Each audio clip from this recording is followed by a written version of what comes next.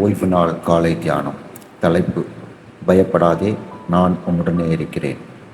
வேதாகம வசனம் ஏசாயா 41 10வது வசனம். நீ பயப்படாதே, நான் உன்னுடனே இருக்கிறேன். திகையாதே, நான் உன் தேவன். நான் உன்னை பலப்படுத்தி உனக்கு சகாயம் பண்ணுவேன். என் நீதியின் வலது கரத்தினால் உன்னை தாங்குவேன். கிறிஸ்துவுக்குள் அன்பார்ந்த சகோதர சகோதரிகளே, நம் ஆண்டவரும் இரட்சகருமான இயேசு கிறிஸ்துவின் இனிய நாமத்தில் உங்களை அன்போடு வாழ்த்துகிறேன். கர்த்தர் நமக்கு தந்திருக்கிற இந்த ஓய்வு நாள் காலையில் நாம் அவருடைய பரிசுத்த சந்நிதியில் கூடி வந்திருக்கிறோம். இந்த புதிய நாளுக்காகவும் உயிரோடும் ஆரோக்கியத்தோடும் நம்பிக்கையோடும் நம்மை எழுப்பிய தேவனுக்கு நன்றி செலுத்துவோம். அன்பானவர்களே, இந்த உலகத்தில் மனிதர்களை அதிகமாக வாட்டுவது பயம்.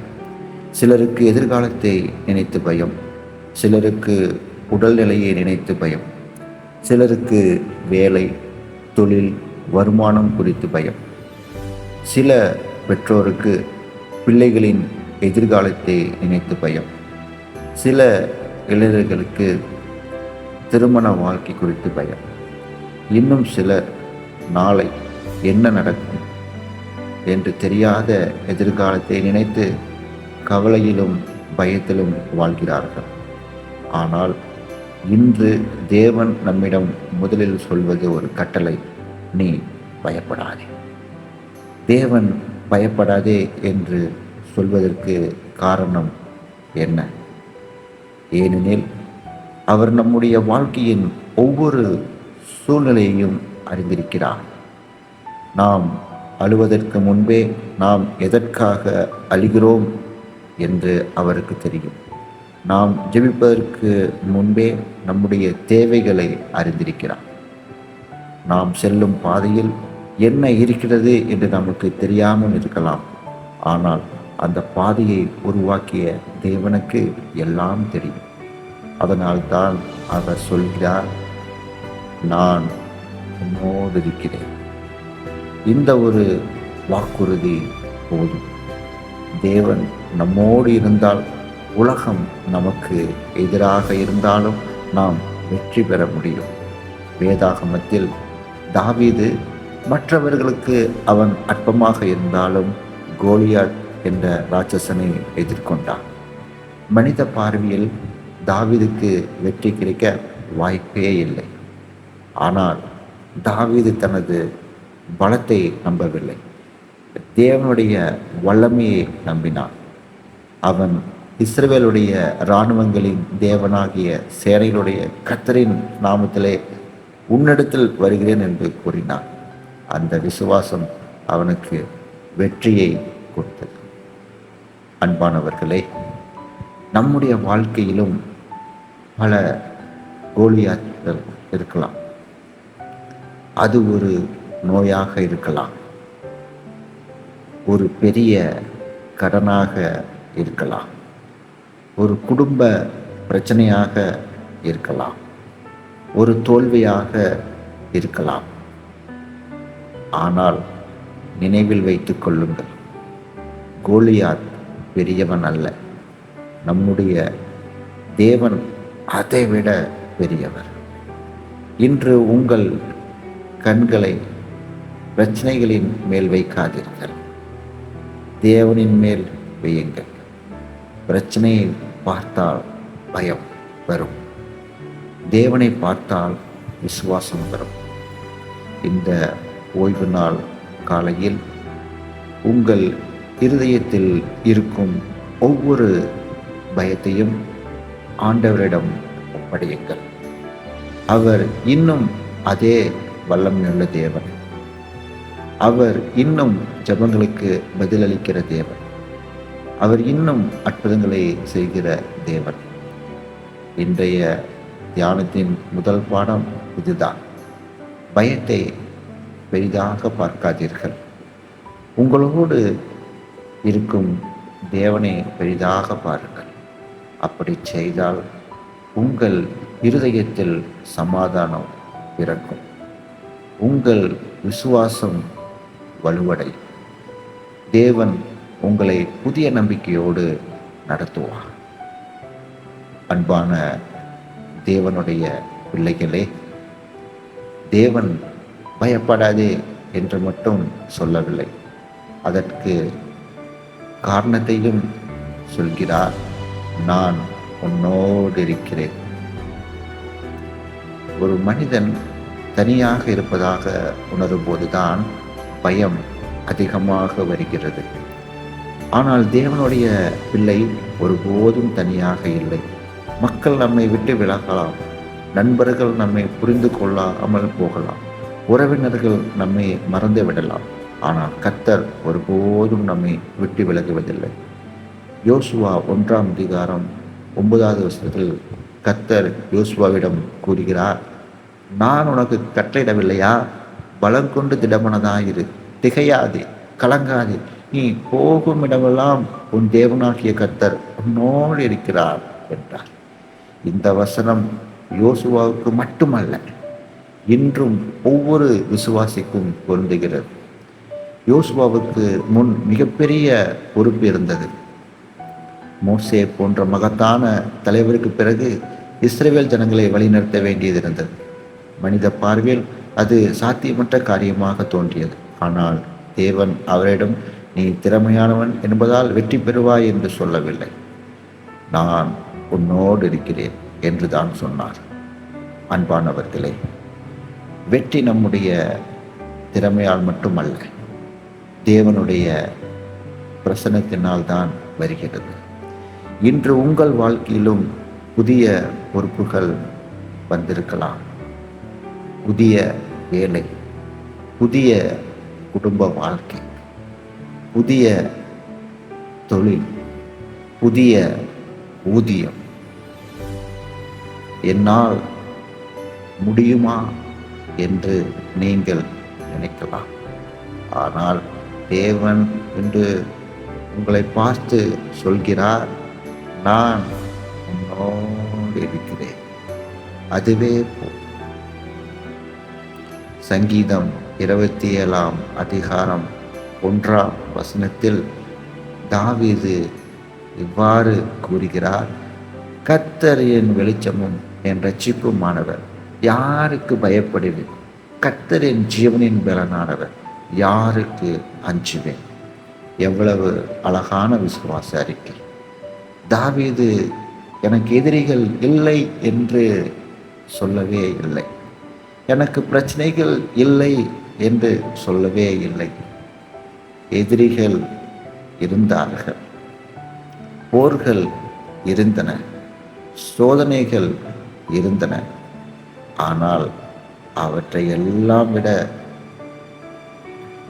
கர்த்தரை நம்பி இருக்கிறேன், அதனால்தான் அவர் நான் தள்ளாடுவதில்லை என்று கூறுகிறார்.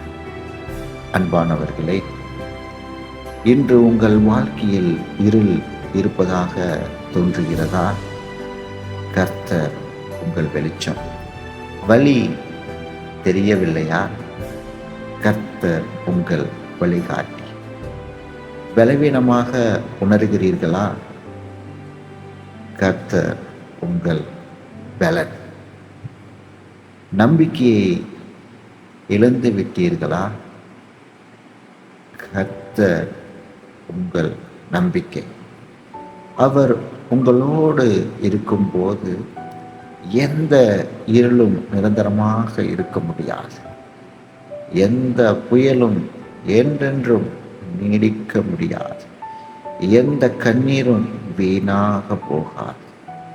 இந்த ஓய்வு நாள் காலையில் தேவனுடைய இந்த வாக்கு தத்தத்தை உங்கள் இருதயத்தில் வைத்துக் கொள்ளுங்கள். நான் உன்னோடு இருக்கிறேன்.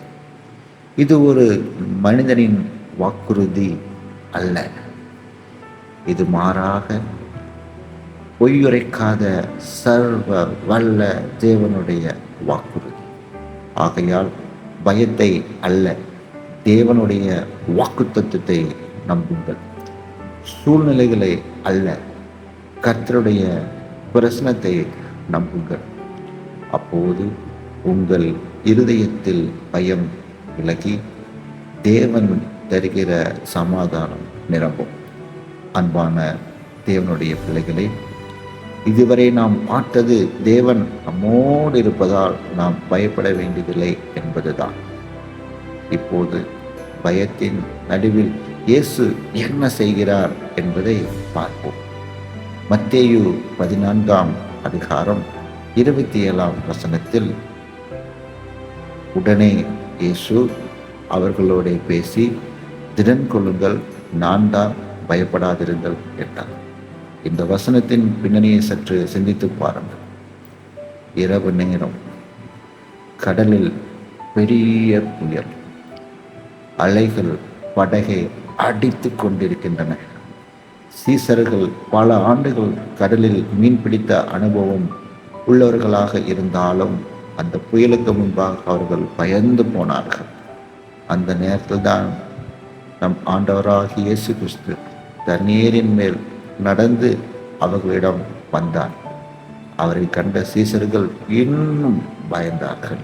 அப்போது இயேசு சொன்ன வார்த்தை, திடன் கொள்ளுங்கள், நான் தான், பயப்படாதிருங்கள்.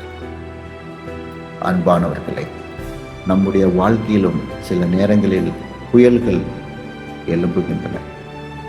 குடும்பத்தில் ஒரு பிரச்சனை, திடீரென வரும் ஒரு நோய், எதிர்பாராத பொருளாதார நெருக்கடி, வேலை இழப்பு, உறவுகளில் விரிசல். அந்த நேரங்களில் தேவன் என்னை கைவிட்டு விட்டாரா என்ற கேள்வி நம் மனதில் வரலாம். ஆனால் வேதாகமம் சொல்லுவது என்ன? புயலுக்கு முன்னால் அல்ல, புயலின் நடுவில்தான் இயேசு வந்தார். அதுவே நமக்கு பெரிய ஆறுதல். தேவன் எல்லா புயல்களையும் உடனே நிறுத்தி விடுவதில்லை. ஆனால் அந்த புயலில் நம்மோடு இருப்பார். அவர் நம்மை மூழ்க விட மாட்டார். அவர் நம்மை கைவிடவே மாட்டார். சங்கீதம் 46ஆம் அதிகாரம் 1ஆம் வசனத்தில் இவ்வாறு கூறுகிறது, தேவன் நமக்கு அடைக்கலமும் பலனும் ஆபத்து காலத்தில் அனுகூலமான துணையுமானவர். இந்த வசனம் ஆபத்து வராது என்று சொல்லவே இல்லை. ஆனால் ஆபத்து வரும்போது தேவன் துணையாக இருப்பார் என்று வாக்குறுதி அளிக்கிறது. அன்பானவர்களே, இன்று நீங்கள் எந்த புயலுக்குள் இருக்கிறீர்கள்? அந்த புயலை விட பெரியவர் நம் ஆண்டவராகிய இயேசு கிறிஸ்து. உங்கள் கண்ணீரை விட பெரியது அவருடைய அன்பு. உங்கள் பிரச்சனையை விட பெரியது அவருடைய வல்லமை.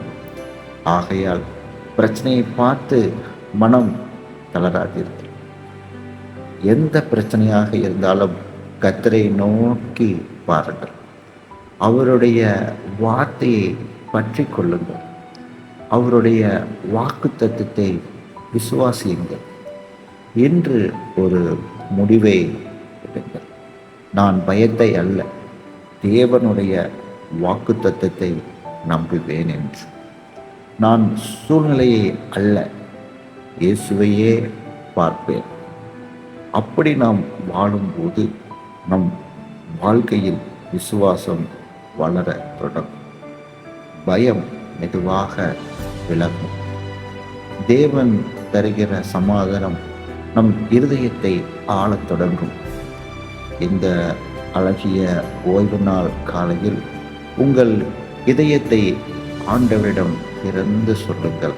கர்த்தாவே, நான் பயப்படுகிறேன், ஆனால் என் பயத்தை விட உம்முடைய வாக்குத்தத்தம் பெரியது. என் சூழ்நிலையை விட உம்முடைய பிரசன்னம் பெரியது. இனிமேல் நான் உம்மை நம்பி நடப்பேன். இந்த ஜெபத்தை தேவன் நிச்சயமாக கேட்பார். அவர் உங்களுடைய இருதயத்தை புதுப்பிப்பார். அவர் உங்கள் வாழ்க்கையில் புதிய தைரியத்தையும் புதிய சமாதானத்தையும் புதிய நம்பிக்கையும் கொடுப்பார்.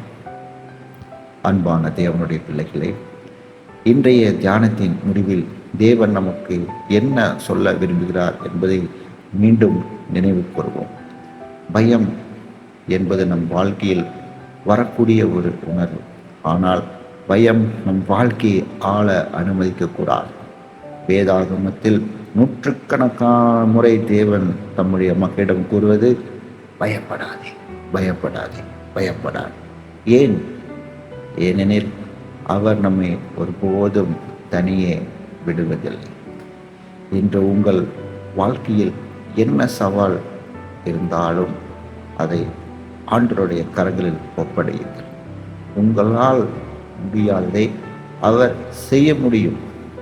உங்களுக்கு தெரியாத வழியை அவர் அறிவார். மூடிய கதவுகளுக்கு பின்னாலும் அவர் செயல்படுகிறார். இன்று உங்கள் கண்கள் கண்ணீரால் நிறைந்திருக்கலாம். ஆனால் நினைவில் கொள்ளுங்கள், கண்ணீர் எப்பொழுதுமே நிரந்தரம் அல்ல. தேவனுடைய கிருபை ஒவ்வொரு காலையிலும் புதிதாக இருக்கிறது. ஒருவேளை நீங்கள் என் ஜெபத்திற்கு இன்னும் பதில் கிடைக்கவில்லையே என்று நினைக்கலாம். மனம் தளராதீர்கள். தேவன் மௌனமாக இருந்தாலும் செயல்பட்டு கொண்டே இருக்கிறார். அவர் சரியான நேரத்தில், சரியான வழியில், சரியான பதிலை தருவார். ஆகையால் இந்த புதிய வாரத்தை பயத்தோடு விசுவாசத்தோடு தொடங்குங்கள். குறை சொல்லாமல் நன்றி சொல்லுங்கள். புகார் செய்யாமல் ஜெபியுங்கள். கலங்காமல் கர்த்தருடைய வாக்குத்தத்தத்தை பற்றி கொள்ளுங்கள். இப்போது நாம் அனைவரும் ஜெபிப்போமா? ஜெபம். எல்லா ஊற்றுக்கும் ஒரு இடமாய் இருக்கிற எங்கள் ஜீவனுள்ள நல்ல தகப்பனே, இந்த அழகிய ஓய்வு நாள் காலை பொழுதிலே உம்முடைய பரிசுத்த சந்நிதியில் நிற்கும் இந்த அரிய வாய்ப்புக்காக உமக்கு ஸ்தோத்திரம் செலுத்துகிறோம். உயிரையும் சுவாசத்தையும் எங்களை பாதுகாத்த உமது அளவற்ற கிருபையையும் நினைத்து உம்மை மகிமைப்படுத்துகிறோம். கர்த்தாவே, எங்கள் இருதயத்தில் இருக்கும் எல்லா பயங்களையும் உம்முடைய பாதத்தில் வைக்கிறோம். எதிர்காலத்தை நினைத்து பயப்படுகிறவர்களுக்கு தைரியம் தாரும். நோயால் சோர்ந்திருப்பவர்களை உமது வல்லமையினால் தொடர்ந்து சுகமாக்கும். வேலை இல்லாமல் கவலைப்படுகிறவர்களுக்கு நல்ல வழிகளை திறந்தருளும் சுவாமி. கடன் சுமையால் களைத்தவர்களுக்கு உமது உதவியை அனுப்பும். போதுமான பொருளாதாரத்தை அவங்களுக்கு கொடுங்க சுவாமி. கல்வி கற்கும் மாணவர்களுக்கு ஞானத்தையும் நினைவாற்றலையும் கொடுங்க சுவாமி. எங்கள் குடும்பங்களில் சமாதானத்தை நிலைநிறுத்துங்க சுவாமி. பிரிந்திருக்கும் உறவுகளை இணைத்தருளும் சுவாமி. துயரத்தில் இருப்பவர்களுக்கு ஆறுதலாக இரும் சுவாமி. கர்த்தாவே, இந்த புதிய வாரத்தில் எங்கள் ஒவ்வொரு அடியையும் நீரே வழி நடத்தும். தீமையிலிருந்து எங்களை பாதுகாத்து பரிசுத்த ஆவியால் நிரப்பும். எங்கள் வாழ்க்கை உமது நாமத்தை மகிமைப்படுத்தும் வாழ்க்கையாக இருக்க கிருபை செய்யும். நாங்கள் எதை சந்தித்தாலும் நீர் எங்களோடு இருக்கிறீர் என்ற நம்பிக்கை ஒருபோதும் குறையாதபடி எங்களை நிலைநிறுத்தும் சுவாமி. இவற்றை எல்லாம் எங்கள் ஆண்டவரும் இரட்சகரும் மீட்பருமான இயேசு கிறிஸ்து வெளியேற பெற்ற நாமத்தில் ஜெபிக்கிறோம் எங்கள் ஜீவனுள்ள நல்ல தகப்பனே. ஆமென், ஆமென், ஆமென். அன்பானவர்களே, கர்த்தர் உங்களை ஆசீர்வதித்து காப்பாராக. அவர் உங்கள் வழிகளை செவைப்படுத்துவாராக. உங்கள் வீட்டில் சமாதானமும் உங்கள் இருதயத்தில் சந்தோஷமும் உங்கள் வாழ்க்கையில் தேவனுடைய கிருபையும் நிறைந்திருக்கட்டும். இந்த வாரம் முழுவதும் நீங்கள் செல்லும் இடமெல்லாம் கர்த்தர் உங்களோடு இருந்து உங்களை நடத்துவார். பயப்படாது, நான் உன்னோடு இருக்கிறேன் என்ற தேவனுடைய வாக்குத்தத்தம் உங்கள் வாழ்நாள் முழுவதும் உங்களை பலப்படுத்துவதாக. ஆண்டவரின் கிருபை உங்கள் அனைவரோடும் இருப்பதாக. ஆமென். ஆமென்.